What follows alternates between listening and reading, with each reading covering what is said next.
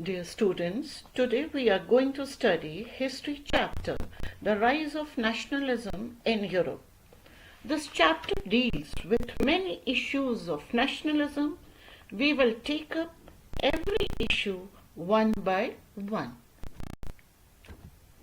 Let's discuss the first important issue, that is nationalism. The question arises in our mind, what is the meaning of term nationalism? So the answer is, the term nationalism means feeling of oneness among citizens of a particular nation.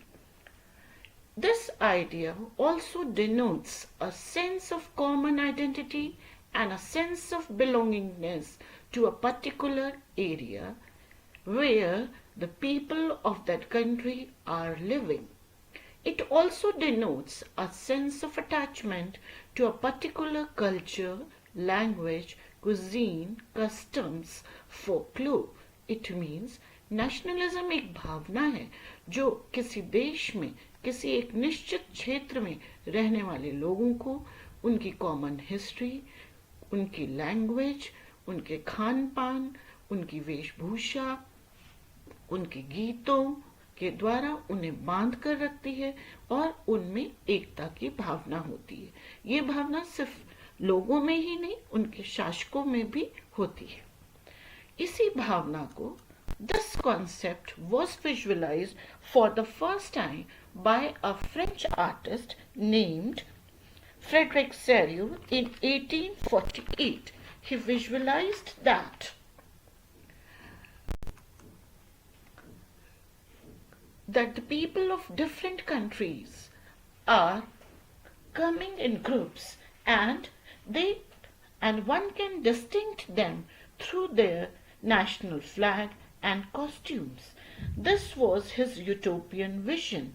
According to Frédéric Serieux, the people of the world are grouped as distinct nation, यानी भिन्न भिन्न देशों के रूप में हैं और उनको हम तभी पहचान सकते हैं जब उनकी कॉस्ट्यूम एक जैसी हो और इसके साथ साथ उनका फ्लैग उनकी पहचान बता दो।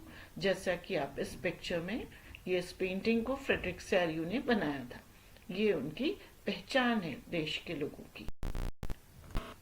Now we will take up the next issue, that is nation state. Now the question arises, what is the meaning of the term nation state? So the children, the nation state means a nation where the majority of its citizens and its ruler, they come together and they develop a sense of common identity and they share common history, language, culture, and as well as costumes, folklores. Now, the third major issue जो आपके class के लिए 10th class के लिए बहुत ही important है, अपना सारा फोकस इस तरफ लीजिएगा। The issue is the idea of nationalism. ये सबसे पहले किस देश में विकसित हुआ और कब हुआ? The answer is that the French revolution began in 1789 and with the convocation of a state general in May in France, and it paved the way for the modern nation state, and it was the instrument for the political transformation of Europe. I mean to say, the first notion of nationalism emerged in France in 1789 और फिर इसका प्रभाव rest of the Europe पर इसका प्रभाव या impact पड़ा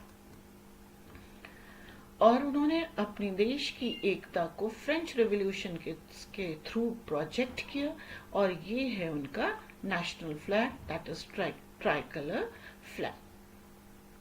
Now we will take up the next major issue.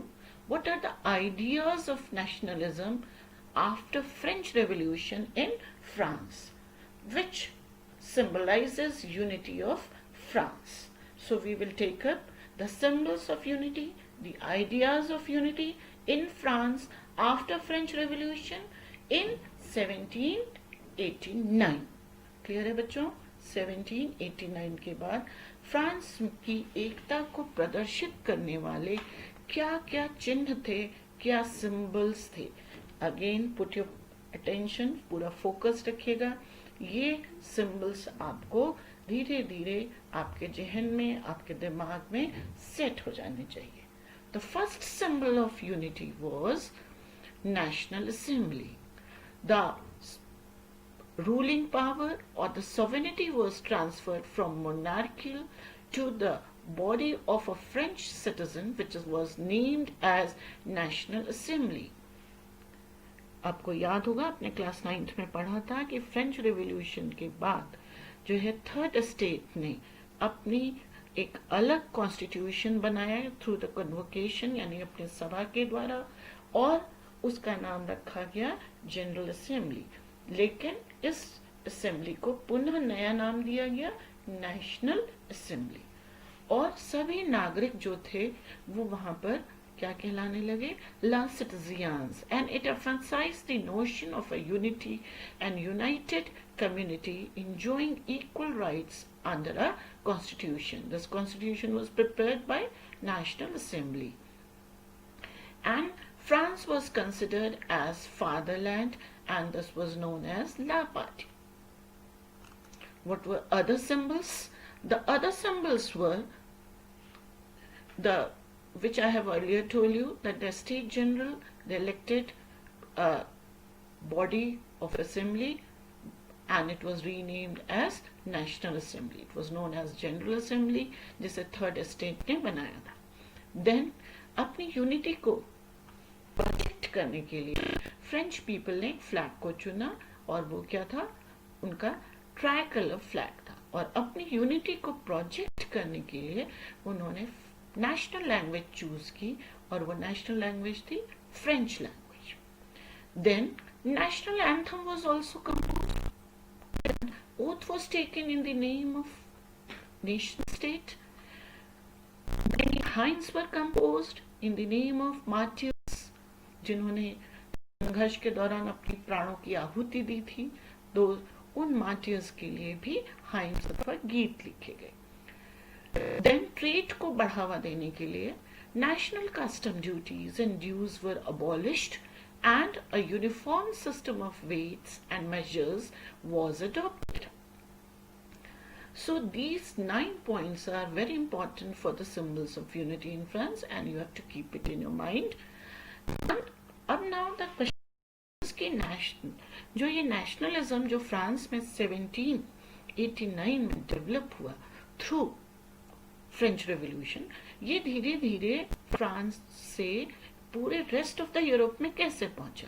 So the answer है the idea of nationalism taken abroad by French armies which moved into Holland, Belgium, Switzerland and much of Italy in 1790s and then rest of the Europe.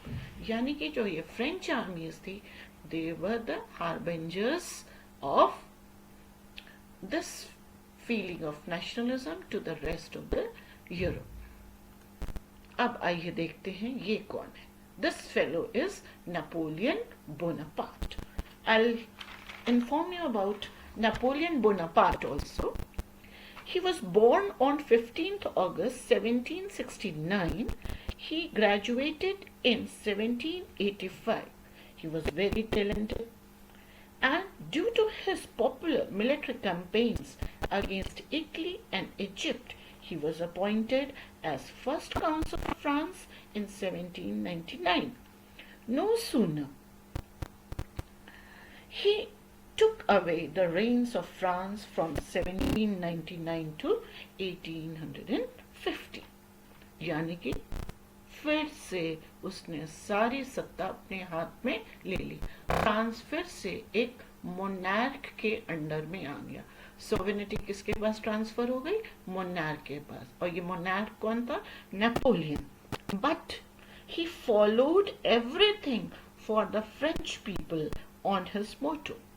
ध्यान दीजिएगा, उसने अपने लिए नहीं, French people के लिए उसने लगातार काम किया। He introduced a civil code in 1804 and also popularly known as Napoleon Code. He was a great leader. He gave French people the sense of national identity and pride. He centralized French rules through civil code. He swept away the old guild system and trade restrictions, and he became very popular. And he increased French army also. उसने compulsory कर दिया कि हर आदमी जो जो भी citizen है Napoleon के रूल के अंदर वो फ्रेंच आर्मी को ज्वाइन करेगा, और धीरे धीरे उसने ड्रीम बना लिया कि पूरे यूरोप के ऊपर शासन करेगा. लेकिन इस ड्रीम के खिलाफ खुद दुश्मन भी आ गए, और वो चार उसके दुश्मन थे.